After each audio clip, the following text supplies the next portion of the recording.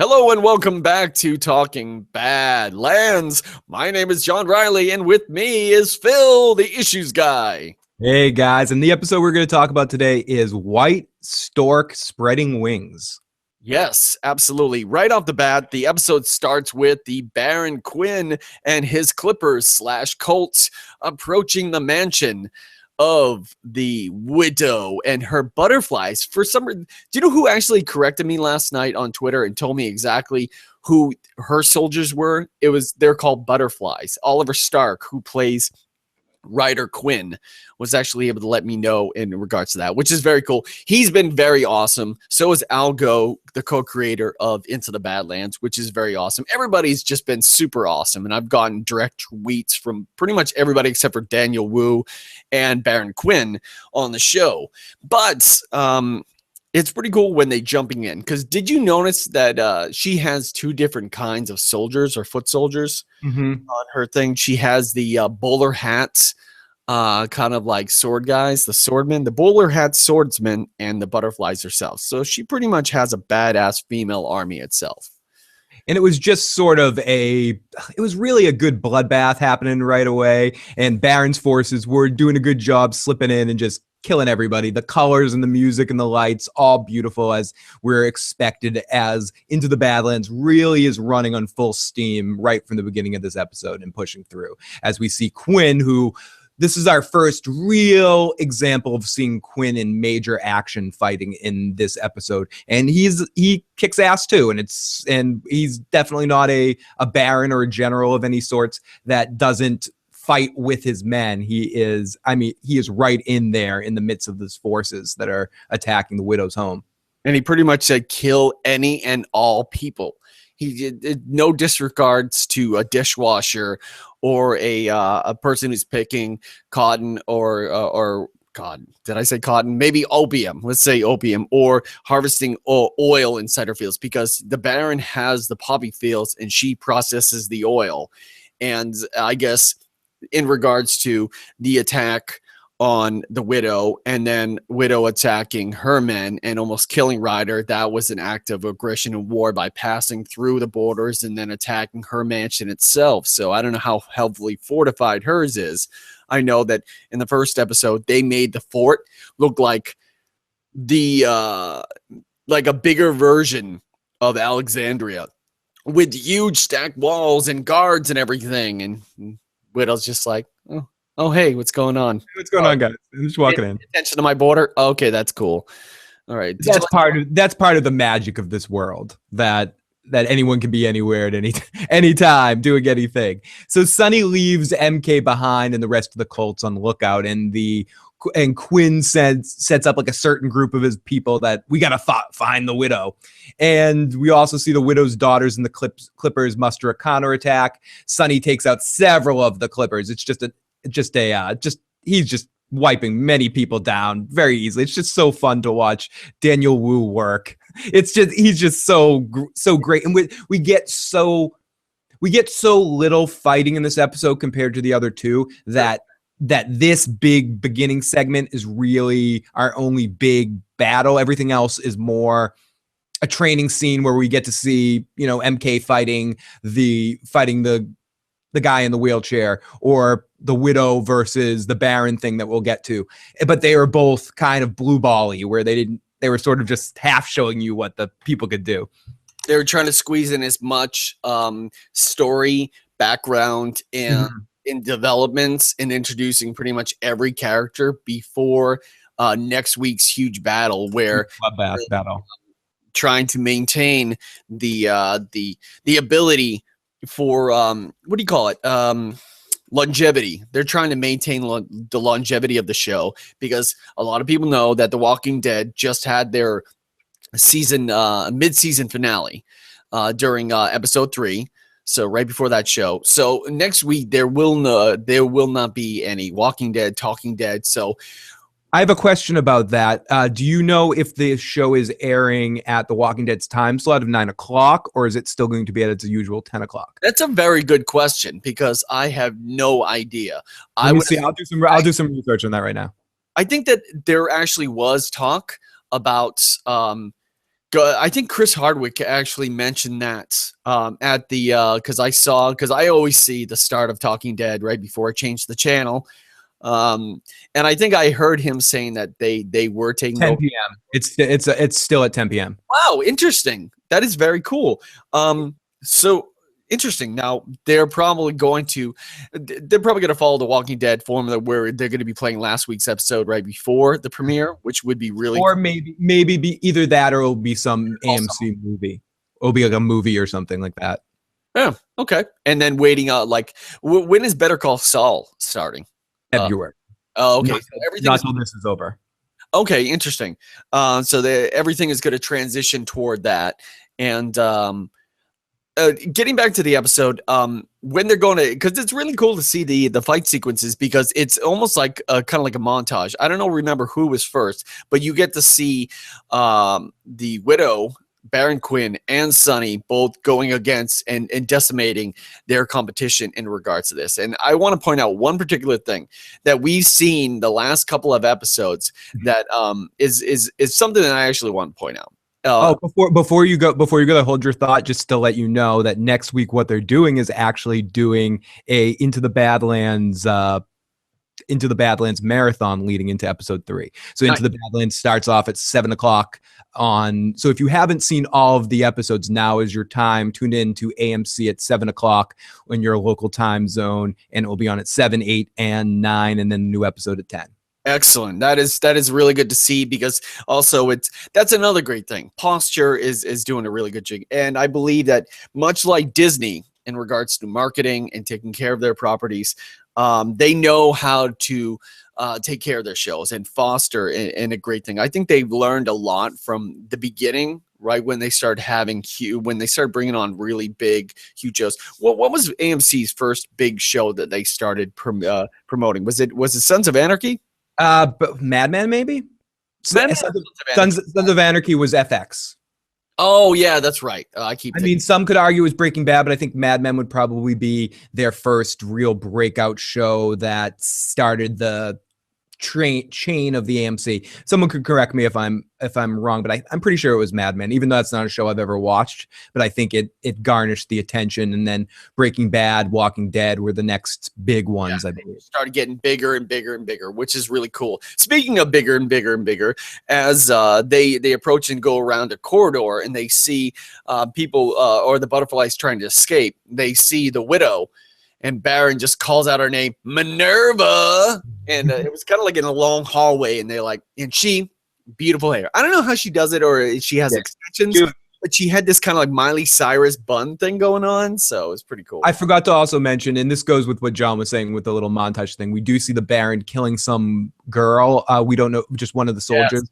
And they focus on that, and they focus on showing him do his own, do the Ned Stark thing. He'll definitely cast the blade himself. He won't make someone else do his killing all the time. I mean, he'll have Sonny do his shit, but it's not because the Baron's afraid to get his hands dirty. Because he enjoys violence, much like what they talked about last episode when he says that the first time in the pit, he pretty much snapped the neck of the biggest boy, and they actually have a cartoon kind of like drawing of that, I guess, on the AMC website. But speaking about what I was just about to say about as far as him taking control, did you notice that he's probably the only person on Into the Badlands that uses one sword exclusively? Everybody else is a dual wield. Sonny with the dual wield, one on his hip, one on his back. The Widow either dual wields her knives or swords, but the Baron has one Tai Chi sword, like an immense kind of like serrate. Because I love the fact that they're doing it's not straight up just because the Tai Chi sword is just a straight one and a dual blade on the either side. This one very much like that, but intricate design, pretty much a hard like it can slice through you, and it's like it's amazing how he's able to use that, but he's able to use it with force in a samurai different way, like hard hits. And I like how they focused on the swords themselves during the Baron and Widow fight that we're going to get to pretty soon. And I also just want to mention that the fights were just hypnotic, as I said before. And there was the fight Sonny had. He had another difficult fight. It seems like they're doing this thing with Sonny that he's always getting into these like really difficult fights and just finishing it off at the end.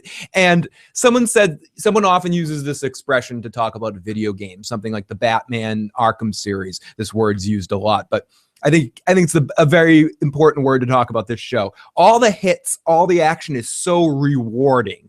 Like when you feel those hits and the knockout blows, when they lead up to those ultimate knockout blows, you feel it through the screen. This is the type of show that I would love, because it's so cinematic. I would love to see this on an IMAX screen. I talked about this on a review on my channel about how movie theaters are losing money. They should start doing what they did with Game of Thrones last year, where they actually take TV shows and show them in the movie theaters. And you can go to like an IMAX and see Into the Badlands on the IMAX on a Saturday night or something. So this stuff is so huge. Like the sound you felt, I was like, oh shit. It's so rewarding, and the action's so fun. I think that the two funniest, coolest parts of Sonny's fight was the fact that he did the pile driver of that guy right into the wall and pretty much made a cabinet out of him. And then somebody tries to do a leg lock on Sonny, and he just picks him up and spins him around. So it's just like, oh, it's like it's never easy for Sonny though. It's fun to watch him. He has a little bit of, we mentioned it a little bit last time, just because of the nature of the way he fights and the way he's there's so many good people that, you know, it's a hard battle for him. It comes off drunken masterish at times. I don't mean because he's fighting that style. I just mean there's a sense of humor to it, and there's a sense of humor to like him falling down, doing that one last move or something just to snap the guy's neck. I love it. It's really cool. And again, I say this a lot on these recaps, but this isn't my genre, and I love it. So if you're not, so that's why it's hard for me when we talk about the stuff we were talking about in the pre-show, because I feel like I want this show to have a good audience and I want it to be there. So watch the show, damn it. Your audience, because it's being very ambitious, because there really hasn't been any martial arts TV shows that were not comic book. No, and that didn't also, just to continue with the recap here, because it goes good into this, and like right as a transition, we get this amazing visual shot of the stairs. And you and I talked a lot about this last week as well, in the last couple of weeks. Not just is the martial arts good, the acting is good. The story, I can hear the argument. If you're not into it, you're not into it, but it's there and it's functioning. But the editing and the production values of the show, the way it's all shot, visually, the way it looks, the way it's cut, the photography of it, the way that the shots are framed, is all top level television. Like ultimately the best you're going to get on TV. And that's really cool to see AMC sinking the money into it. Yeah, it's Major League DP. Right. Yeah, Major League. As you're seeing the shot of the stairs going through, it's really quite beautiful. And then we see the Widow and the Quinn finally meeting each other. The Widow sends Matilda, who they're referring to her through the whole episode as Tilda, because someone told them on set that Matilda's a dog or a stupid movie, so they're calling her Tilda now. And I know it's a nickname for Matilda, but I just think it's funny that they were saying Matilda a lot last week, but this week no one calls her that. They all call her Tilda. They call him MK. What does MK stand for? Is it EMKAY, or is it MK is quickly jumping on my list of characters, of dumbass characters on the show. And I don't mean that his character or the actor's not doing a good job. The decisions his character is making pisses me off sometimes. Yeah. We'll get to it, but listen, we were talking about this in the pre-show too. Listen to fucking Sonny, you idiot. Listen to Sonny. No one comes after my family. I would have to say, here's one thing that I've pointed out. This is probably, I try to run my bullshit detector in regards to people doing accents if they're not from America. And I don't know about you, but it's very hard for me to actually hear them. And it's not like a complete bullshit meter like David Tennant doing that, the American version of his British show, Longmire. I think it's Longmire or something like that, where he plays a detective who looks like my brother with the 5 o'clock shadow, and he's all like, hey, what's going on? It's like, oh, dude, it's like that is a horrible American accent. Or There's like, some people that do it so well that when you find out they're British, you think that they're bullshitting. You think that the British accent's fake, and there's some people that are like that. the what do you call it? Madeline Mantalk. Really good. I really appreciate her, dude. Oh my God, Baron Quinn. I really, really love his. He puts it to it. Maybe more of an over exaggerated thing, but we all know people, or we've seen real people, whether they be politicians, whether they be I don't know, movie stars or some ways, or musicians that just have funky ways that they talk. They extend their vowels, sir. Kevin Spacey does it a lot as the Frank Underwood character when he's talking on, I'm blanking the name of that show right now. House of Cards. House of Cards. Well, Captain, like these long stretches. And I know people make fun of his accent. Yes, I'm doing the John Wayne right there. But I agree with you. Quinn's voice is really effective, and it feels cartoonish without being ridiculous. Yeah. And it feels real to him and the character he's playing. True. It's so funny to quote. He's a very quotable person inside, though. So, but here's the thing. Here's how the breakdown went. Great fight, but I did not like the way it ended. It ended very tropey, very. Yeah, there's one other scene before they faced off we'll get to really quickly.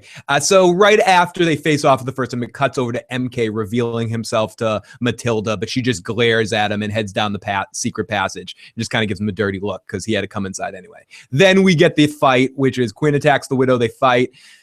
As John was saying, it's a great fight leading up to it. Quinn barely beats her, but does beat her and has her pinned down. And then here we go to what John was about to say. We get the trope that the character's sick and he's been okay up until this part, but right when he's about to have the killing blow, that's when his sickness kicks in again.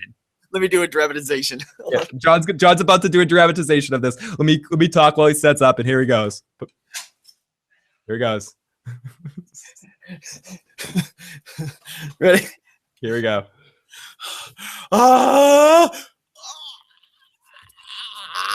Yeah, I mean, ultimately, like, okay, I don't have the sword with me, but okay, here we go. If you have it right there, you're like, my head hurts. You know what? Ow. Oh, okay, then you drop it. You can trust me. The sword just lands like this. Yeah. She gets up and she's about to and then Sunny approaches, and she's like, throws something at him to throws the sword right at the wall and it sticks in the wall. For the it's just lucky that her daughters, the butterflies, did not lock that door up tightly and had her go like, screw you. Because it's funny, they leave that trap door kind of like that escape route open, but no Clippers or Colts actually chose to go down that route. The only person that chose to go down a separate route and go outside the battle was MK. To do what? To find the book. Oh, geez. Time to find the book. That is the one particular thing that I cannot physically... I can't comprehend how, he's the reason doing this book... And his obsession with Azra it's Azra, right? I believe so. Yes. His homeland, and he's obsessed over trying to find any and all material. I would too, but oh man, it's like he goes there, he finds it, he steals it, but of course he makes his presence known to Matilda. Or Tilda, which is completely stupid. You didn't need to do that unless you thought that you were going to get some side later or whatever. I think that's got to be what he's trying to set up, right? It's just ridiculous. It's just like, oh, hey, by the way, look, I'm dressed like one of the killers. Hey. It's like, ugh. Anyway, they cut to that. Everybody escapes. Battle is over. And then we get Chris Hardwick telling us stuff about The Walking Dead, and we get a little Walking Dead preview. Then we come back from the commercial, and we're back at the fort, and we see both Lydia, the Baron's wife, and the Baron's future wife, Jade, who is also fucking his son, who is watching over Ryder, who's not dead, but seems to be on his way to death in his bed. You know, And this she looks a lot like the new queen of the Game of Thrones. Marjorie. Yeah, I was thinking that at one point in time. Definitely a lot. I would have to say that's a very astute observation. But they have a interesting interaction between each other because one is the devoted wife, or more or less the Baroness, who is the wife queen, you could say, and the other one is the Guma. I love this whole interaction from beginning to end with the two of them, and I love the conclusion of it all when Quinn shows back up. We'll get to it, but I love that. I love what he does. I love this, everything here. I love this all. This is why this was my favorite episode of this season, because I can't get enough of Lydia. I think she's a really interesting character, and I think she's going to be a big point of importance later on. And Lydia's breasts were incredible through the entire episode. Rates the women of Into the Badlands from Lydia. Yeah, from top to bottom. From top to bottom, or murder fuck kill. Murder fuck kill. That's a lot of killing. I would say that Lydia is probably my number one. Then I would probably go Vane. Is that it? No, I'm sorry. Lydia number one, the Widow number two, Vale number three, and then Jade. Jade's last for me. I would have to say mine would be the Widow, number one. I love you, Emily Beecham. You're the best. And then I would have to say that it's definitely Lydia. And then I would say... then you got Vale and Jade. Yeah, it's like, you know what? It's a toss-up, because the thing is, we've just got introduced, because this is the first episode where we've actually got introduced with Jade. Jade has speaking parts. Jane has screen time. She has interactions. She's at pinnacle moments. So this is pretty much like, hey, by the way, that girl that we've only shown like the back of her head once, or like her going into Ryder's room to go have sex with him. Here she is. So I'd have to say Vale, then Jade, just because Jade is so new and we don't know anything about her except for like, hey, she's hot, she's a Guma. Yeah, absolutely. A Guma is pretty much your side. She's your side bitch. Your girl on the side, or boy on the side, depending on what you're into. So she's the girl that you put her phone number in your phone, but name it Pizza Hut. So no. So Lydia says Quinn's only marrying Jade to feed his ego, to make him feel young, and she's kind of just pushing at her. Get the hell out of here. Quinn isn't interested in having a peace accord with this woman. She just doesn't want peace. And so a woman informs both of them that Quinn is leading the Clipper Force back, and he's safe, and he's leading the Force, and they're heading towards the fort.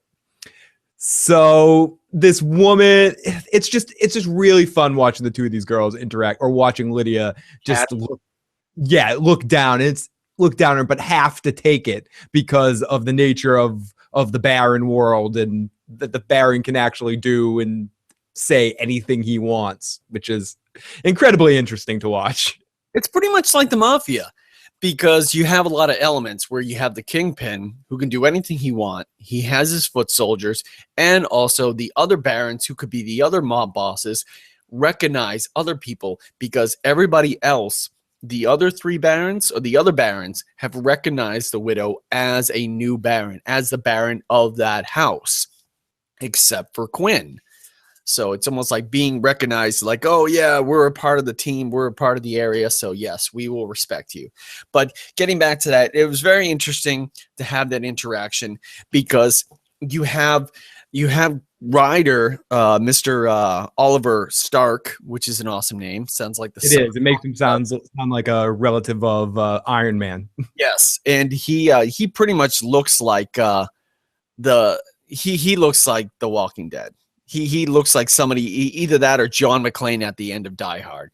He's in rough shape, and the fact that it's almost like they're trying to figure out exactly what's going on with him. But apparently in this world, this Earth 2 weird world where there's no real timeline, we don't know. We have X-rays, but they don't have the ability to do certain things.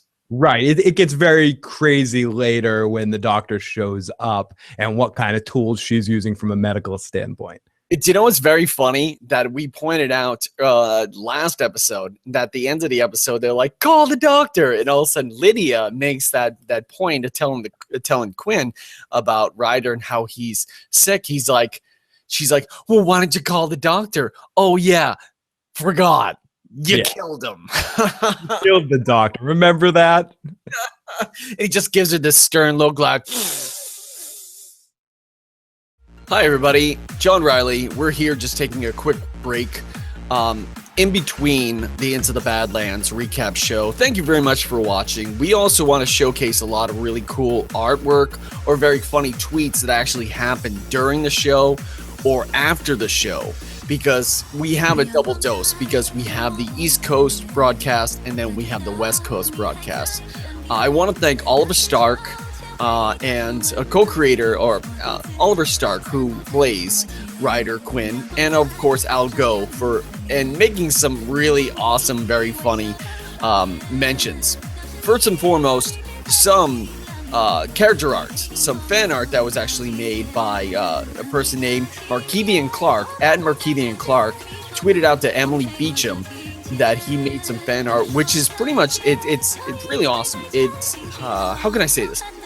It's very much like an anime-oriented picture that makes it look like Emily is got tentacles going around here, thorn. Ooh, I like that. Right here, and this picture, wherever it is, wherever you see that.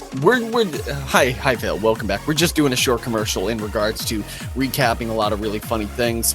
This particular picture right there was actually tweeted by Madeline Mantalk, who plays Vale, who noticed that she's been sitting on this picture for a while. The fact that she looks like Mace Windu's wife, more or less. She's like, thanks for watching. I'll leave you with this gem. I've been cracking up. It's been cracking me up ever since we started. So yeah, that's a comparison. Very funny.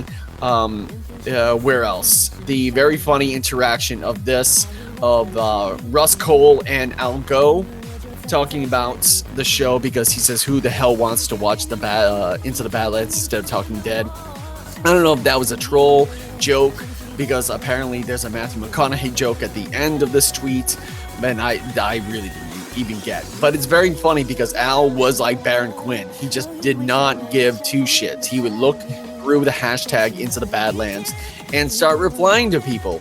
Much like this interaction where The Walking Dead or The Walking Dead Humor posted something where it says, stop trying to make the show happen. It's not going to happen. I'm just angry and annoyed.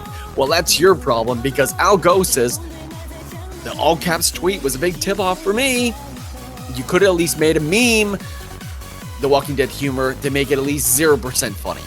Anyway, also a last cool thing was a quote that Ray Park, Mr. Ray Park Martial Arts Extreme, Snake Eyes, Darth Maul replied to Al Go tweeting out with Daniel Wu, saying that, as Daniel said, we would love to have you on the show.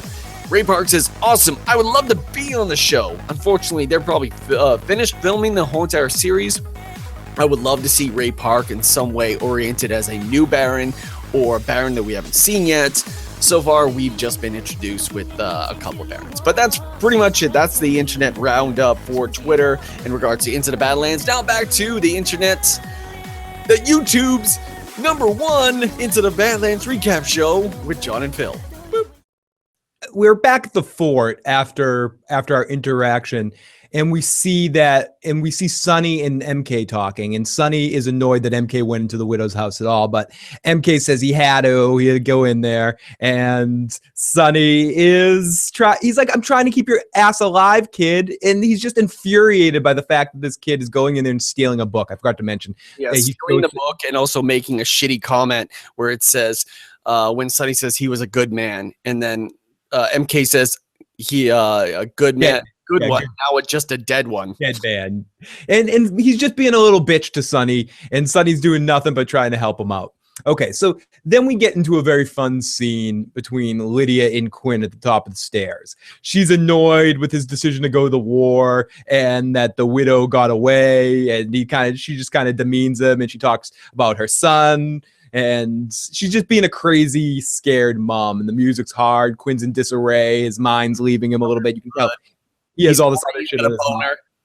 He's trying, and he's thinking, listen, I just wanted some support here. My brain I just failed in battle here. And she doesn't know that, but she's not being very supportive. She's also angry that the doctor's dead, as John mentioned earlier, and she make sure to dig that wound in. And Ryder's in desperate need of attention. So Quinn leaves her, and he goes over to go visit Jade, and he kisses Jade, and they play a game of hide the salami. I mean, like 2 feet away from where this woman. People talk about the show Game of Thrones. I'm not going to spoil anything, but there's one part where a mother and father have sex by the grave of their dead son, and this is like almost as bad, where he's like takes his gumar, he's banging his gumar right there while his son is almost half dead on the table. It's just a really fucked up scene, and you can tell it really hurts Lydia. But I don't know if she's hurt because of what's going on with her son. This is something I said. Fuck, I shouldn't have said that. I thought you said you didn't want to do this anymore. I thought you were happy I was getting a gumar because you didn't want to play downstairs. It's just a really fucked up scene, and I liked it a lot. God, and also here's another thing. As we progress there, we see, do you really want to go throughout the whole entire coverage of Waldo? Do you want to cover Waldo's? Oh, Waldo, the guy in the wheelchair? Yes.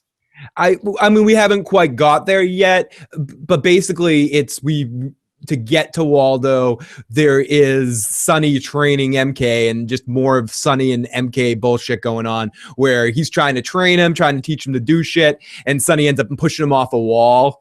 Chasing him. And balance here. Oh, this is part of your training. Good, it's about time. And then it just goes back and forth with them, and ultimately MK is like, just teach me to fight. I want to learn how to fight. Teach me how to fight. I want to fight. Fight. He's like, I'm trying to teach. I'm like, what the fuck you think he's trying to do? You need to learn balance first. You haven't seen the fucking Karate Kid? Dude, shut up. That's funny that you mentioned the Karate Kid, because I heard I actually read in an article that the actor was pretty much compared to, what do you call it? Daniel-san. Ralph Macchio? Yes. In regards to, it was a very interesting article, because there's a person that I was actually talking to a lot last night, who his name is DC Ludlam, who is he is a journalist, a freelance journalist out of California right now, and we were talking a lot about the stuff. And just one thing, he was we were talking a lot about right here, but he had the oh god, I'm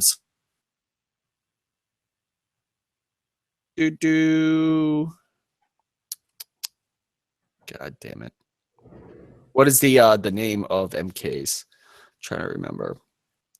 The actor's name? Yeah, the actor MK is named Aramis Knight. Aramis Knight. Aramis Knight. We can just cut in right here too. So wave around the sword so everybody can see right there. It's very interesting that you bring that up, Phil, about Ralph Macchio and the whole Karate Kid, because there's an article that I read last night by DC Ludlam, who has his own website. He's a freelance writer in California, and he's a huge fan of Into the Badlands. That's how we started interacting and stuff. So he wrote, he was able to interview DC Ludlam. Sorry, one more time, real quick. It's funny that you bring up Karate Kid, Phil, because Ralph Macchio and Aramis Knight were actually compared with each other in an article that I read by DC Ludlam, who is a freelance writer in Los Angeles. And it was a very cool article. I actually enjoyed reading that. And also, he's going to be following. I think we actually have competition. I think this show actually has competition in regards to, well, he's written word and we're video. So cool. But yeah, it's very interesting that you bring that up. But anyway, we shall continue and progress. Yes, and we also get this interspice before we get to the big training scene that we're going to get into. We see Quinn and Jade lying in bed, and Jade kind of is trying to influence Quinn to go see Ryder, but he doesn't want to see his son in that state. He can't look at him. Blood. You can't look at him. And I think moreover, he doesn't want to see his pissed off that his kid's dumb, that his kid's doesn't have the eye or the tiger to take over charge of the organization. I think he's like, shit, I wanted to get a Michael and I got a Fredo. Anyone that's seen The Godfather did that reference. We're all about the that's like 3 movie references, Karan. Yeah, and you brought up the mafia stuff earlier, so it triggered the Godfather reference in my head. But ultimately, that's what Ryder is. If we think about character models of powerful people and their sons that try to succeed them, it's usually not a success, but sometimes it's a success on some level. Usually it's like when Superman was split apart when he was killed by Doomsday. Spoiler alert, he turned into a lot of random Supermans that had different elements of Superman, but never as good as the whole. And it seems like Ryder has Quinn's ego and thirst and maybe his bloodlust to a certain extent, but he doesn't have any of his skills, abilities, tactical mind, brain, judgment, any of those factors.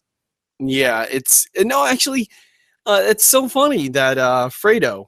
Yeah, Fredo is a really good description of Ryder. Yes, he's the Fredo, and it doesn't seem like he has a, no pun intended, he doesn't have a Sonny or a Michael. If anything, Sonny is his Michael. Yeah, he's just borrowing Sonny. So take Sonny out, and he brings up to that situation and stuff. Right. So he tries to get him to, and I can't help but say it, as much as, and I think this is a credit to the actor that plays the Baron. In this scene, he is very creepy in bed with this young girl. You don't get a feeling like she doesn't want to be there. Don't get me wrong. She doesn't give off this like, oh my God, he's taking advantage of me vibe because he's so powerful. But just seeing the two of them together, there's a stark difference. It was a little off-putting. It's funny that now that I actually think about it, the Barons themselves, especially Baron Quinn, kind of reminds me of like Genghis Khan or anything. You got to think about it as far as feudal warlords. The power they possess, the armies that they have, the ability to take concubines or women at will is their power. So yep, anytime, any place they want. So then after that scene, we go over to Jade and Vale, and Jade visits Vale. We find out that they were friends when they were young, but Jade hasn't really talked to her that much that often. There's no doctor. We're sorry about your parents, yada, yada, yada. We need you to come take care of Ryder. No, I'll never take care of Ryder. I don't want to do that. You really need to. And then she gets really close. No, I mean, you really need to do it. Do you know what's one thing that I found out? There was another time there where she was actually working on artificial limbs. But the cool thing in this world is she's a cog doctor who works on mimics. That's what they call artificial limbs into the Badlands world. And it's very cool that they touched upon that, and that is an element of the show. And I wonder if that's something, if in any way, will come back later. So then we can get into, I know John probably has a lot to say about this coming scene here. This is when we get into the Where's Waldo scene. And we meet Waldo, and what do you think of the character of Waldo? What do you think of this whole scene? He very cheesy, and even Al Go on Twitter admits that it was very, very cheesy. This episode was pretty cheesy. It was a whole lot cheesier than the second episode, because the second episode's my favorite, but I'm pretty sure that episode 4 is going to be my new favorite, A New Hope. But the thing is, he's wearing the shiny red kind of like leather outfit, which is pretty much like a long kind of like more or less like a samurai uniform or whatever, like a kimono, like a leather kimono that's red. And he's in a wheelchair, which just looks like a regular wheelchair that you would buy. And he's like hopping along. He's looking like the kid from the Glee, from Glee, dancing around on stage a little bit. It was probably one of the more poorly choreographed fights in the show, just simply because it was comical. It was played more. It's more something you would see in a Jackie Chan American movie. Yeah, it's like the Tuxedo or in Shanghai Noon or something like that. To like, the last fight of episode 2, that was probably the best fight out of the entire series so far. I think this has to be the worst fight. That being said, and this is just to argue the devil's advocate, I tend to agree with you. I'm watching this show with somebody that's even less of a fan of this genre, but loves the hell out of the show. Stephanie loves the hell out of this show. That's been her favorite fight so far. Really interesting. Because it was, she said, because it was funny. It was funny. No, it's definitely funny, and it was definitely very much kind of like the drunken, like the Jackie Chan, like, oh, I'm an old man. Again, yeah, it was very funny. That I agree with you, John, that what worries me again a little bit, and it's not something that worries me, but it's one of the things that I agree with you. Even though I enjoyed this episode from like a fun standpoint, I see what you're saying, and from what the genre of the show is, a show can run into trouble if they try to mix genre too much, and if it becomes not serious. I think what they set up so well in these first 3 episodes up until some of the points in tonight is that someone fights, someone's dying. That when they're fighting, someone is going to actually get killed. And the Baron Widow fight, we kind of got the blue balls ending, and in this fight, it was just set up for comedy. It was just like a video game, like training simulator, and that was a huge trope. Go against get pitted against a person that looks completely harmless and fight, and then someone tells you that they're going to give you everything you wanted if you beat him, and then you say the really dumb thing, well, I'm not going to fight you, you're a fool, you're blind. Can't fight you. Oh my God, you're Matt Murdock. I can't fight you, you're blind. It's like, come on now. Hi, Tobey Maguire. I can't fight you. You're Spider-Man. You know, like Macho Man. Oh, yeah, I'm going to kill you, boy. You know, Macho Man Randy Savage is going to snap him like a Slim Jim or something. And Stephen Lang really doesn't even give a shit. Not for the character.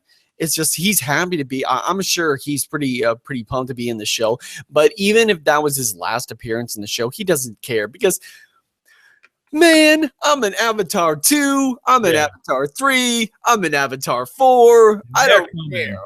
They're coming. Even after James Cameron dies, there's more Avatar movies coming. Don't worry. I thought I was dead in Avatar 1. No, I had some badass scars. I had a mech robot. No one could touch me.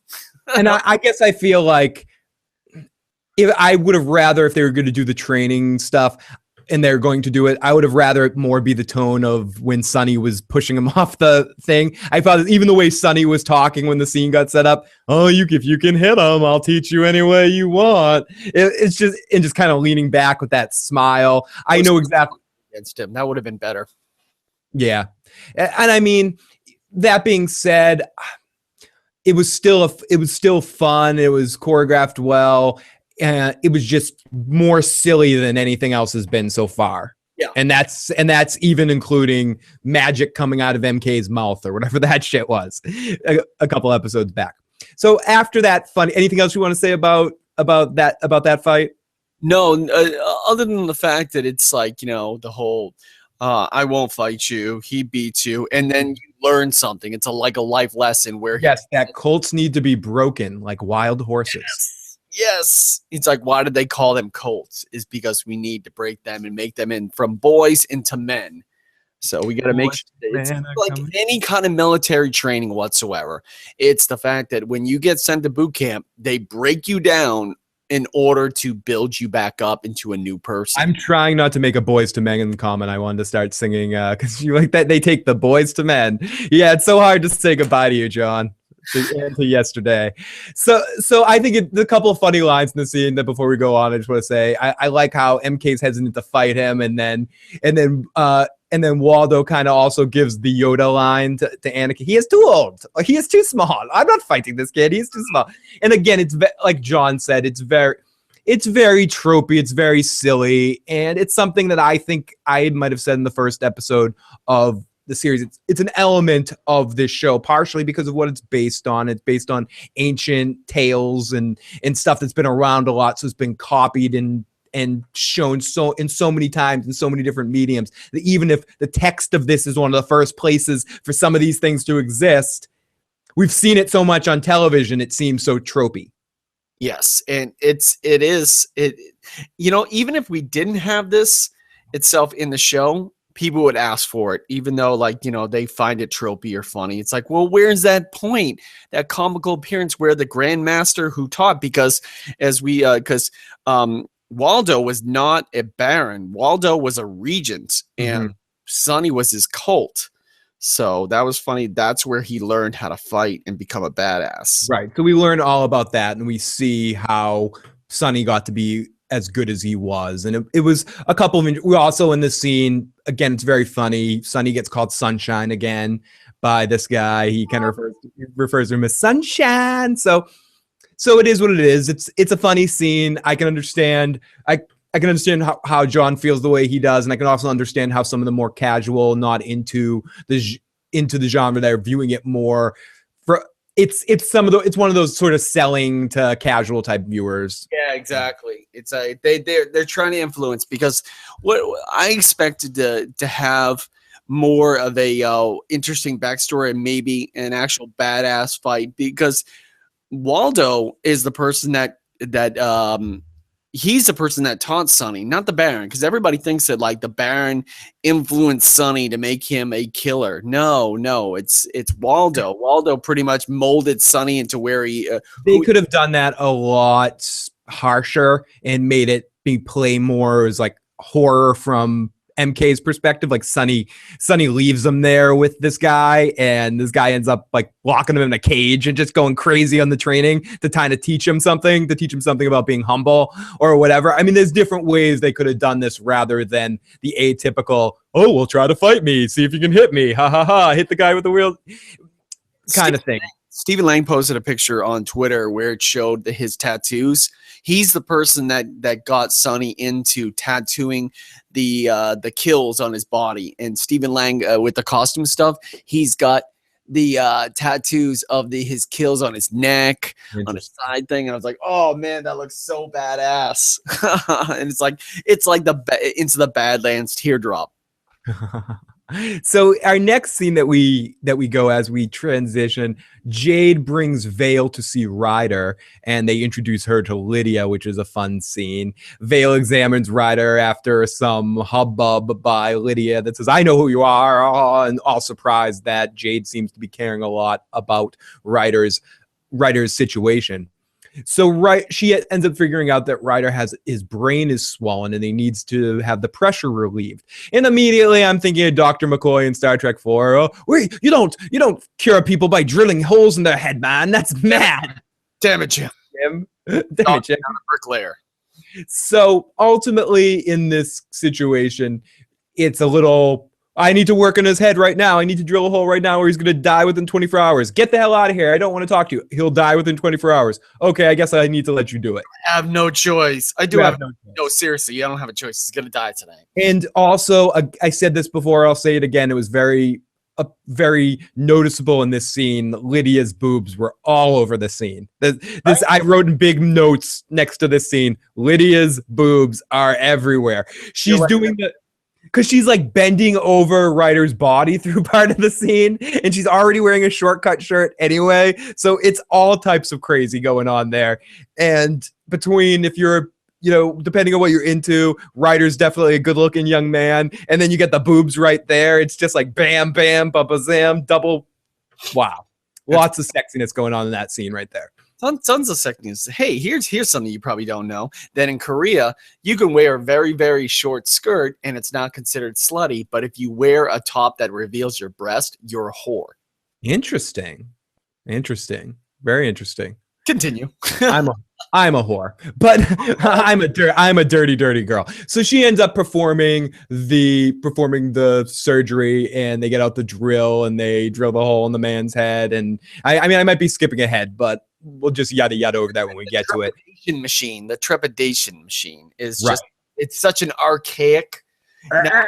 It looks like something you use to grind coffee with. It's just like head straight while I drill into his hole, because it drills a hole into your head and it relieves the pressure. And as you can see, as she actually makes contact and pops a hole, you see like a blood splat on Lydia everywhere. Oh my God, what the hell is that? That's his head splatting everywhere. It's just blood coming out of his. Sorry, I was doing some drilling. So ultimately, those are two different scenes. That's a combining of a couple of scenes, but that's basically what happens. The blood gets relieved from his head. So we go over to the widow who's leading her daughters through the wilderness into her sanctuary. She ends up sending Tilda to fetch the girl Angelica, I believe was her name, from last week that set up Ryder, the girl from it out of me. Yeah, totally surprised the shit out of me at the time. From the dollhouse, which is the whorehouse. They keep referring to it as the dollhouse, but basically the whorehouse. It's a whorehouse. Yes. So Sunny approaches her door and then hears her, and she's like, yeah, she's a real whore. She's not like, but she's a combat ready whore. Oh my God. And here's the thing, you guys haven't know, like, hopefully you guys have noticed this while we're watching the show and while we're enjoying Into the Badlands. She's the first person to land a critical hit on Sunny. Yeah, no, absolutely. Never done this before. And that was one hell of a hit. I'm like, yeah, when we get to Angelica, Angelica really gets him. When I wrote that in my notes too, she actually got Sunny good. And she's the first time we've seen Sunny hurt. Yeah, I was like, wow. What was my exact notes right here? I don't know. It's like we'll get down there. So Sunny's alive in danger. While Sunny is alive, she says to her, while Sunny is alive, Angelica's life is in danger. Yes. Then we go to the Baron finding Vale in Ryder's room. He goes, I'm very, very sorry for, and this is where we get into the Quinn being Quinn big time. Quinn expresses his condolences for what happened to Vale's parents, and he promises he'll do anything he can do to find the killer. And he's creepy. OJ. He like touches her too. He's all about, hey, it's okay. It's okay. How you doing? Vale also says Ryder's getting better, but he's not out of the woods. And Quinn also reveals in this scene that he knows that Sunny's been seeing her and that he's got good taste in girls. He knows all. Ugh. I like a little bit of hot chocolate myself. It's like, I mean, whoa. It's just crazy what he gets into with her and how he just immediately goes into this mode of, okay, I accept that Sunny's banging you, but because I own Sunny, anything that Sunny touches, I can touch too. He just Braveheart kind of thing. Yeah, prime nocte or something, I think they call it in Braveheart. Absolutely, that the Lord is going to bless your courtship by having sex with your woman too, and adding to the fun. So basically, it ends with her saying, "I'll be back in the morning to check Ryder's bandages," and Quinn licks his lips and goes, "I'm gonna have to find a proper way to thank you." Rapey vibe. He gives a rapey vibe. So much, and it was so rapey. So rapey with every girl he's with. He gives a rapey vibe. Even when he is with Sunny, he tries to say. Even when he's with Sunny, he gives off a rapey vibe to Sunny. Hey, Sunny. Sunny, you're gonna kill who I want you to kill, Sunny. Isn't that okay? I never give anybody a second chance. I'm like making him sound a little bit like Mr. Garrison or Mr. Mackey too. Come here, okay? I'm gonna kill you, okay? MK, I'm gonna kill you, MK. So sorry, that was horrible. Horrible. So Ryder kind of wakes up while Vale is on her way out, and Quinn gets in his face, doesn't even let her give him water, just goes, "Who set you up?" And yeah, like he wakes up and that's not even, son, you're alive. No, who set you up? And he's like, fuck, I gotta think of something real quick. Right in the face. Yeah, yes, in the face. He's right in the face. And then between our commercial break, we get a wonderful little preview of Saul Goodman coming back very soon. So back in, we get Sunny visiting Ringo, who's our tattoo artist, to ask for information on the widow. Ringo says that Sunny hasn't been there for a tattoo recently, and Sunny says he thinks he's all done sitting in that chair. Yeah, sure. So a clipper ends up arriving and telling Sunny that Quinn is looking for him. Now he comes back to the main base, and Sunny is surprised to see Vale there. She walks out, and Vale's like, "What?" He's like, "What the fuck are you doing here?" "I'm saving Ryder's life." He's like, "You should probably have just let him die." Yeah, he's like, "I should have let him die." I should have let him. Yeah, it's very funny how like how he's just sick of this whole entire bullshit. He kind of like lets the first person know that's not Vale how he feels by saying to Ringo, it's like, "Well, you stopped killing? No, I just stopped keeping count. I stopped keeping count." Exactly. Just because stopped glorifying it or stopped celebrating everyone I get. Because everybody wants to be like Sonny. Everybody comes in and tries to get the tattoos like him and just wants to be a badass. He's pretty much like the most advertised person, or like the person that like on buy war bonds or join the army. He's Uncle Sam of Baron Quinn. Uncle Sonny. So Ryder tells them, they go in and talk to Ryder after they get back, and Ryder tells them the story that Angelica set him up. Quinn wants to keep her alive, but sends Sonny after her to get her, bring her back so they can find information on the widow. So Sonny brings MK on a really nice bike to the dollhouse. Sonny instructs him to make sure that the girl doesn't get away and to stay outside. And this is another scene that this is the scene that MK really pissed me off in. Sonny's like, okay, you stay outside, wait for her to come out. Which one will she be? She'll be the one I'm chasing. She's the one trying to escape with her life or something. I just wrote, MK's kind of a turd. He won't listen to any orders. This is what I wrote in my notes. So Sonny goes, all kids. Yeah, it's very true. It very is. And I mean, it's not, and that's why I said at the beginning that even though I do think he's kind of acting like a turd, he's still very accurately depicting what I think this kid would be like in real life. I think it's a very faithful representation, similar to a character in The Walking Dead that yells, "Mom, mom, mommy, mommy, mommy," and you're pissed off by him, but it's also actually really what a kid probably would be like in that situation. And I think MK is pretty accurate to considering everything he knows and the situation he's been through. He's not going to listen to Sonny. He's going to do it. He's going to take care of himself. He's going to do everything he needs. And he's going to be a little shit to Sonny because he doesn't. Actor. He's a very good actor for. He's a good little actor. Yeah, he's a good. You a good little actor, young man. He's the first person that they saw and the last person that they saw in regards to casting. Yeah. Oh, interesting. That I could see that he has, if they ever made a live action Aladdin movie, he'd probably be a good Aladdin. I could see him in he looks Middle Eastern. No, because he's got that lanky sort of clumsy vibe. Why do you always go to things like that? He visually plays the part, and he has sort of this like clumsy goofiness around girls, but a charm about him as well. I totally agree with you. I'm just messing with you. I know, but you always go to that. You're like, wait, what are you saying? What are you saying? That you like kung fu movies? You're saying you love Asian people? Are you racist to Asian people because you love them? Sorry. You're ridiculous. Anyway. Blah, blah, blah, blah, blah, blah, blah, blah, blah. So Sonny he's on a nice bike and he's bringing MK to the dollhouse, and he instructs him to not let the girl get away, and MK's being a little bit of a turd because, as John was pointing out, he's a kid, so kids act like turds sometimes, and the kid's a good actor. That Sonny goes in and he looks for the girl, but Matilda finds MK first, and she's angry, and she punches MK, and they argue, and they both say basically the same thing to each other. You don't add up. You don't add up.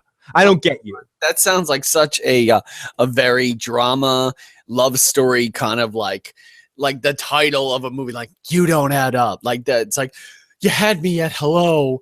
It's like, oh, really? In this corner, you have a romantic man that life has never worked for. And over here, you have a girl whose life has always been easy with her mother, the widow. Together. They don't add up.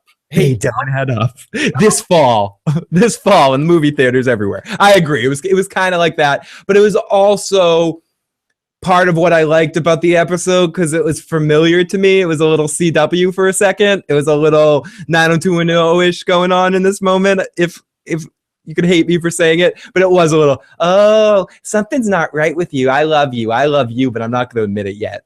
Remember how you talked about in the pre-show rants that I guess you're saying that episode 1 and episode 2 were written by Al and Miles, but then on this episode they added a third writer to it, a female. Yes. Yeah. I'm pretty sure I know who wrote that dialogue and the whole "you don't add up." And probably wrote the wheelchair scene as well, the wheelchair fight scene. It's very weak. It's like, it's just a different tone to everything else that they've done in the previous episodes, and a lot of the tone of this episode as well. It goes to something I was saying about. I know it's not your favorite show that you watch, but a show that was on Netflix right now, Jessica Jones.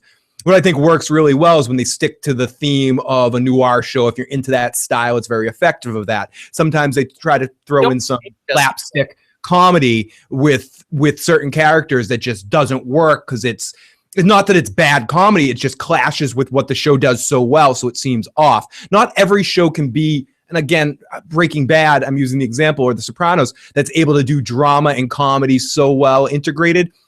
Some of the stuff, and I think this show does comedy well, I just don't think it does lighthearted, emotional, romance stuff well. And I don't hate Jessica Jones. I just don't think and David Tennant is great in that role, but the thing is he's just playing an evil Doctor Who.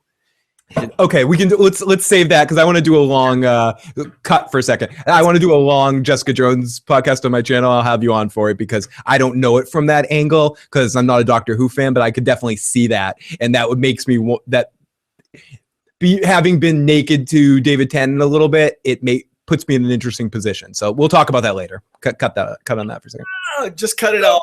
Cut it all out. Sunny eventually busts into so yeah, MK and they argue outside and they get into sort of like a romantic situation as John was talking about.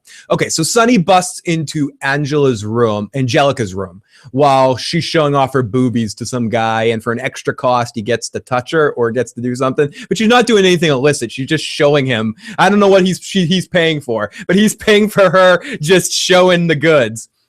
And she turns right around, and this is what John was talking about earlier, is able to cut Sunny, slashes him right across, like right here. Like if I'm approaching you and she's hitting, like she literally threw up the covers and then just did right here, and it just like slashed him deep with a blade. It was a good shot. And then they have a interesting fight that goes back and forth, and a really good fight, but it's not detailed. It's not the usual fight that you'd expect from the other previous episodes where there's like a long fight. It's more of like a quick battle chase scene here, and he chases her down the balcony, catches her eventually, demanding to know where the widow is. They continue to fight until eventually Angelica throws herself off the balcony and smashes on the ground. And all bloody, really all this stuff, because since she killed herself, there really is there's no more connection. The fact that like, hey, the widow didn't do this, like, you know, right? And it is really graphic too. They show the bloody body, like, and then they show you from MK and Matilda's perspective of seeing it. It's like it's awful. It's just they just turn around and it's like, holy shit, it's gross. So Sunny brings it. So Sunny ends up bringing MK to Vale because he needs a stitch job, and he's a little turdy in this scene. Like, who are you? What are you? Blah, blah, blah. This is where Sunny gets into you should have let Ryder die. Yeah, but it's the problem I have with this scene is it seems I know he went there to get sewn up, and Vale's the only doctor that's around right now. But ultimately, the only reason they did this scene was to set up of MK finding out that Vale can read, to set up the scene later of MK showing up there with the book. It seemed like they only put this scene in there to set up the other scene where it was I don't think it was completely necessary, but whatever. Yeah, it's I guess in regards to storytelling, they had to set that part up, and the fact that she approaches, like, they could have easily just had a quick moment where he gets a stitch job, or it just magically happens in the show. And the next morning, yeah, she's going to see Ryder. And I mean, I guess you wanted to have the whole thing with the Baron show up at the end, which was really effective, but I still think you could have probably still done that scene without the kid being there. And she's the one that's supposed to save, right? Or protect. You can read. Yeah, it's not even worth getting too far into the scene because it's very talky, not showy. They talk a lot, and they talk about Sunny and her go back and forth about, are we really gonna leave? Are we gonna go? This is how we're gonna go. You gotta listen to me. You gotta trust me. Blah blah blah. And the big important thing to come from this point, and we mentioned this earlier, is that she tells him that the Baron knows about them. And we couldn't leave sooner. We couldn't. Right.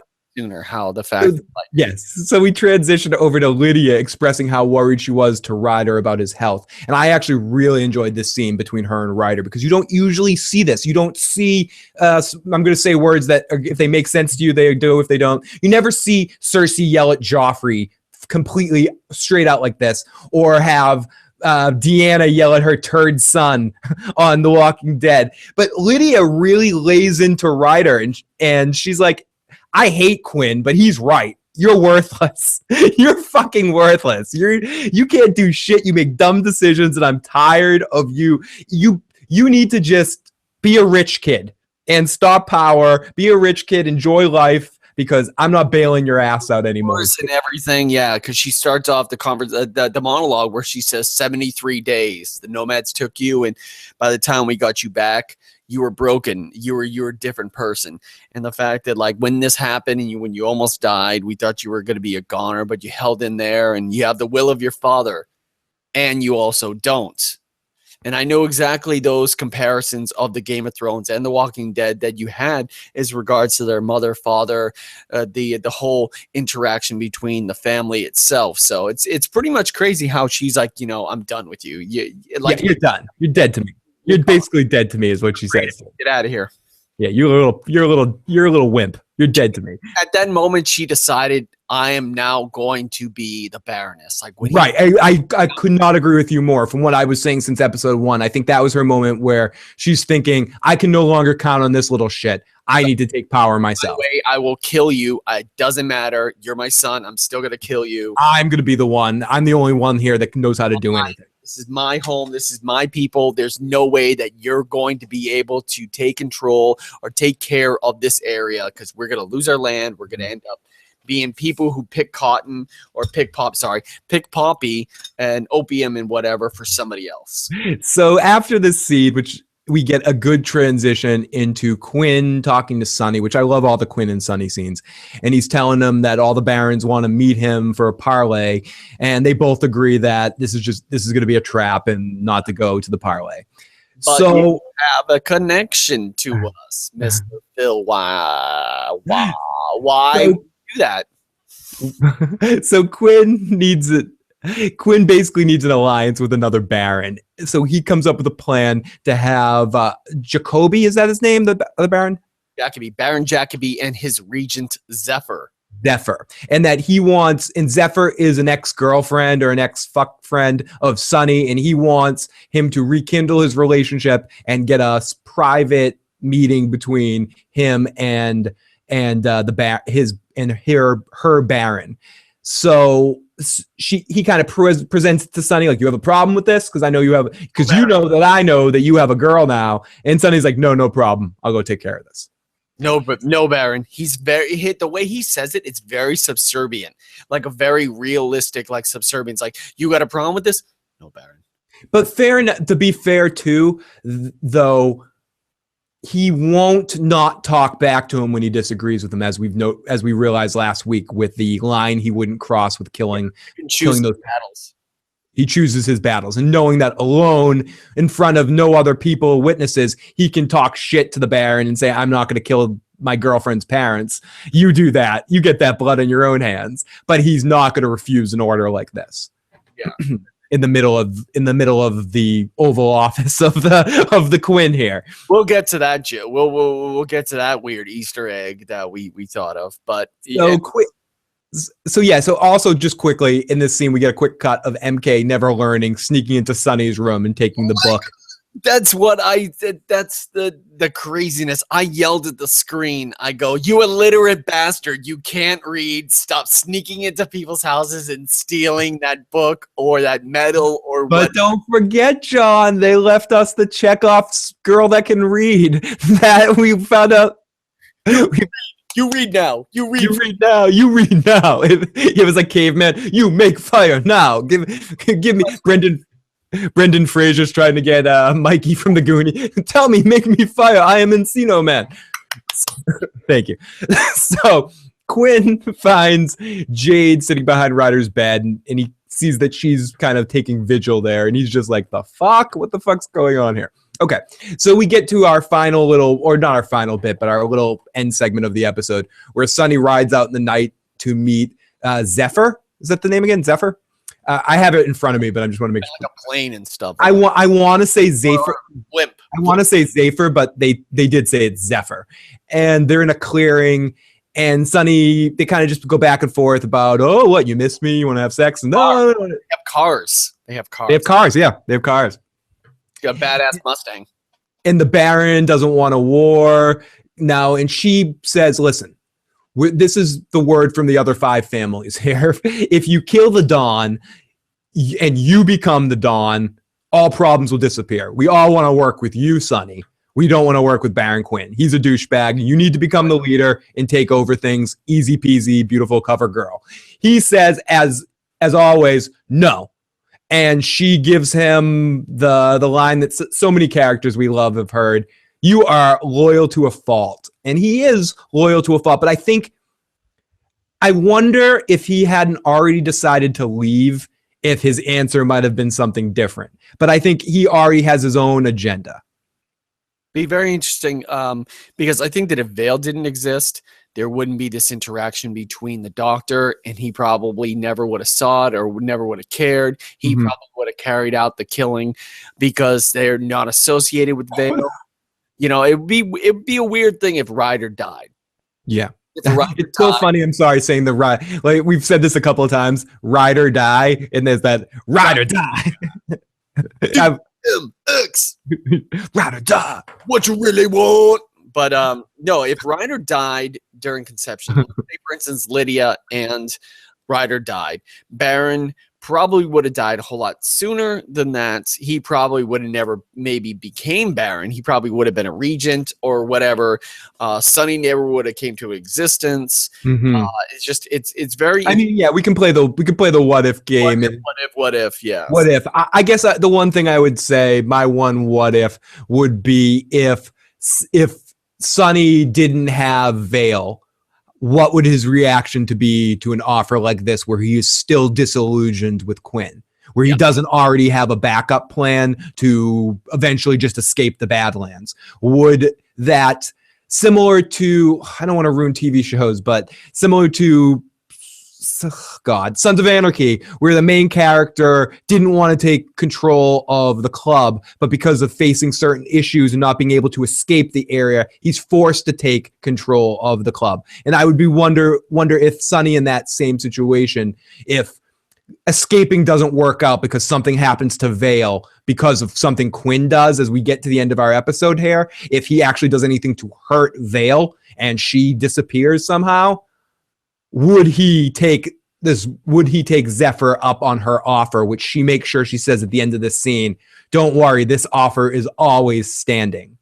And I can be very persuasive, yes. Thank you. And that pretty much ends the show. It's no. But basically this scene ends with, I forgot to mention one thing about this, that Sunny asks her, extends the Baron's message to try to send a message to Jacoby. Sorry. I'm reading it and I can't help but read it phonetically.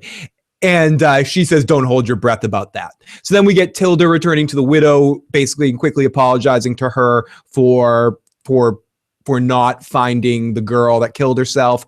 And the widow asks Tilda about the missing book, and she lies and says she hasn't seen it. It was a horrible lie. It's a horrible lie. Horrible lie. And ultimately, how could you even you know enough about your mother to know she would never believe that bullshit? Yeah, pretty much. And this is the end of our episode here with the Baron. We initially see him looking at the X-ray of his skull, and then he hides it away in a safe. It's kind of a dark scene. And again, something I can kind of relate to from a medical standpoint. For stuff, when you get a diagnosis, you just like start staring at all the shit that you don't want to tell anybody. You want to like hide it from everybody. And then you're like, it doesn't exist if no one knows it exists. It's a whole bunch of shit. So I can definitely get what the Baron's coming from in this situation. So two major things that I was like, what? It almost looked like spoilers or / Easter eggs. I don't know if you caught this, but the model that he was looking at as the scene was the sound. Sorry. I don't know if you saw this or not. That once we open up the shot, the final shot of the Baron, it starts off on this little tiny model, which looks a lot like the U.S. Capitol, and pans up and then goes to the Baron himself, and then that's what he's looking at, the X-ray, and then he opens up the safe and puts it in there. But what is the book that's below another book or next to the other book? It's called The History of the Nation. So it's like interesting. Now it kind of puts us in this situation where it's a really crazy thing happening on where like you don't understand. Okay, real world, fake world. Is this an M. Night Shyamalan world? Is this an Earth 2 world? If this is a fantasy world, is it an old timey world? Because I consider it just, and we've talked about this before, but I consider it enhanced reality in the way I mentioned this almost in every episode as Baz Luhrmann's Romeo and Juliet or Moulin Rouge minus the music, like a complete stylized version of a sense of reality mixed with magic. I don't know if any of that makes sense. But it was like virtual reality or like the Matrix. Yeah. Matrix, a cross between the Matrix kind of feel at times to it in that kind of dark world, but it's not sci-fi at all. Really, I think Matrix fighting styles and all the because there is some element with the string, with the rope work, with all of the action and all the elements of that it's hard not to compare some of the fights to stuff you see in the Matrix. It's hard. It's just really hard not to, because it's the closest other thing mainstream wise that we've seen with such attention to detail with some of the combat scenes. Yes. All right. Say what you want about the horrible Matrix movies and what they did with story wise, the action scenes were always man, the Wachowskis, man, ever since they know how to film action. Visually, the action always looks great. So at the end of the episode, that hit their last big movie. I didn't see it. I've just seen the Matrix movies. I refuse to watch any of their other stupid shit. So except for that TV show on Netflix that's supposed to be good. Nostalgia Critic. Go watch the review of that movie. I will. I can't say enough good things about Doug Walker. He's awesome. Okay, so the last scene of the episode, MK goes to Vale's place and he ends up eating all of her food and making you read book. We kind of already talked about this. And Vale's doesn't recognize the language that's written in it. Sanskrit.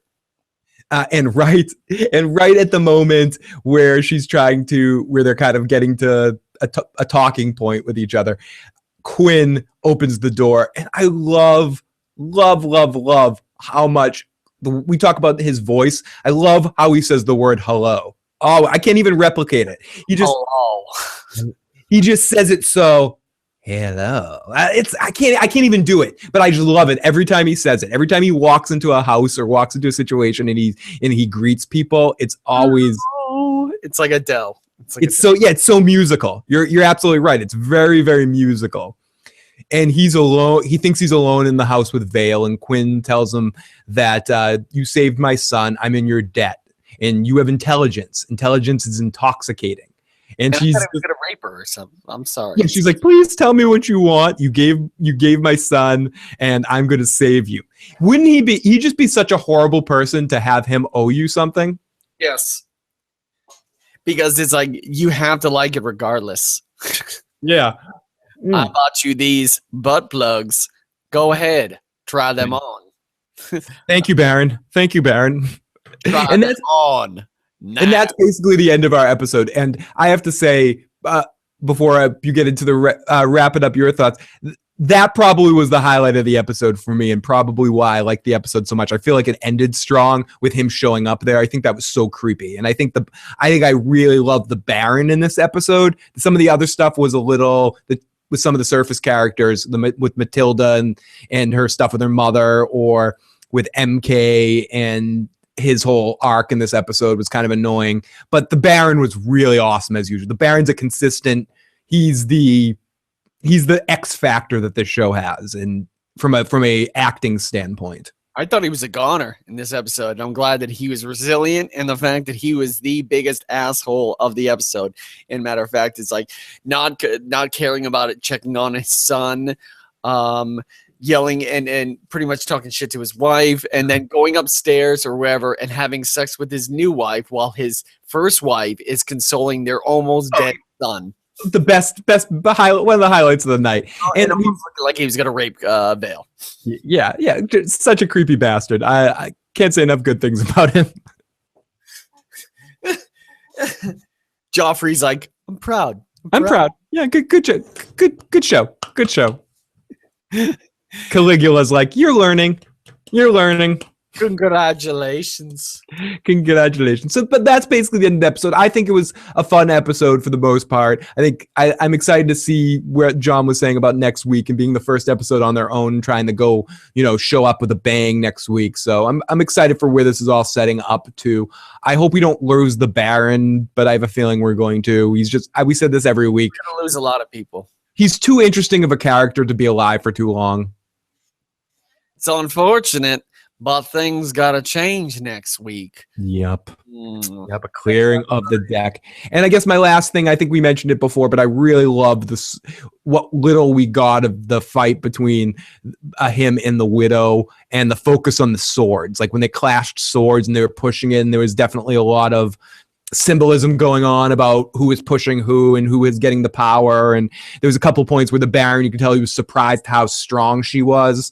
And it was. I wish the fight lasted longer, and I wish it had a conclusion. It nutted a little too early, so it did. It nutted a little too early. Yeah, but what can you do? Yeah, you can clean up and wait, and then try again next week. Oh God, ladies and gentlemen, this podcast slash recap show is brought to you by AMC. AMC totally greenlights everything that we're doing. Mm-hmm. Really. Anyway, they are our friends. Ladies and gentlemen, this podcast slash recap show is brought to you by RedCloudRiley.com. RedCloudRiley.com, the website entertainment mecca for the only and number one Into the Badlands recap show on YouTube. Us can go fuck themselves. Who's that? No. Forget. You can cut that out. You shall die. All right. I'm Baron. No, I am Regent Hawk. And I want to thank you very much for watching this recap. I don't know why we're doing all these things. Hey, that about does it, everyone. My name is John Riley. I operate and make videos for BroHawkRiley. You can find me on RedCloudRiley at BroHawkRiley on Twitter. Hey, if anybody associated with the Into the Badlands show wants to be featured on the YouTube page, home of the one and only Into the Badlands recap show on YouTube, I would be so grateful. Hey, I'll go. I love you, and you are the coolest on Twitter, to the fact that you will search out and go through the hashtags and respond to people that are not only liking your show, but hating your show, and pretty much giving them compassion or pretty much telling them to go screw off. So bow to you, sir. Your work on Smallville and so many other shows and movies that we've watched. I don't know what the Matthew McConaughey joke was all about. If you want to reach out to me on Twitter. Yes. And also shout outs to Madeline Mantalk and Emily Beecham and Daniel Wu. And of course, Oliver Stark. Thank you very much for all your likes and everything on Twitter. You're the best. Phil, plugs. Hey, everybody. Thank you so much. If you want to check out more of my stuff, you can check it out at the Issues Guy stuff. You can see the link right below my little ugly ass face. But if you just search Phil the Issues Guy on Google, it'll be the first thing that comes up. You can also find issuesprogram.com for a collection of all the shit. Check out our podcast, subscribe to our feeds, and check it out. Lots of shows, lots of recaps coming. We take requests. We strip on camera if that's what you want. We'll do whatever makes you happy, but we might not like it.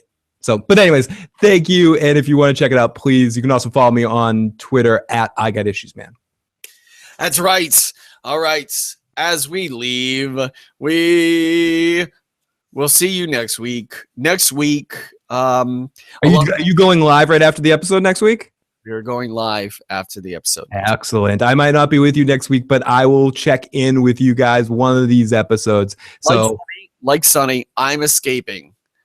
And fleeing to the Badlands. We're escaping the Baron Quinn, and we're doing it live, and that's the reason why it's probably going to be just Regent Riley.